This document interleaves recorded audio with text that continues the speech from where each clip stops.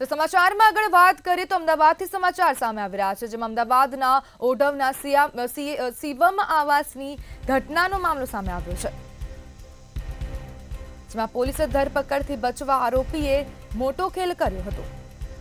ત્યારે પોલીસે બચવા આરોપી બાલ્કનીની પેરાપીટ પર ચડ્યો હતો। તો સમાચાર અમદાવાદના છે, જેમાં ઓઢવના શિવમ આવાસની આ ઘટના છે, જેમાં આરોપીને નીચે ઉતારવા પોલીસે ફાયરની પણ મદદ લીધી હતી। ત્યારે 1 કલાકના ખેલ બાદ આરોપી અભિષેક તિવારીની ધરપકડ કરવામાં આવી છે।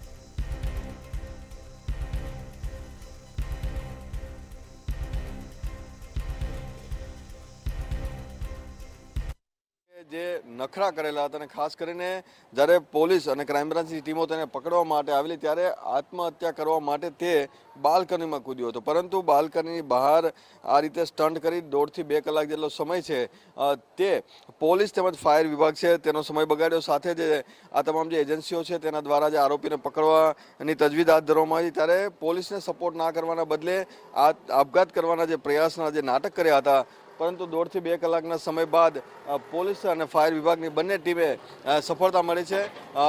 આરોપી જે છે અભિષેક તિવારી તેને અહીંથી લઈને ક્રાઇમ બ્રાન્ચ અહીંથી રવાના થઈ છે।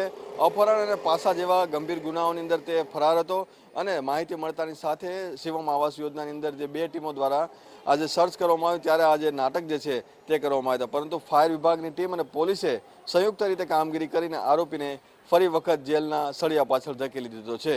કેમેરામેન સારથી શાહ સાથે મીર દુધરેજિયા, મંતવ્ય ન્યૂઝ, અમદાવાદ।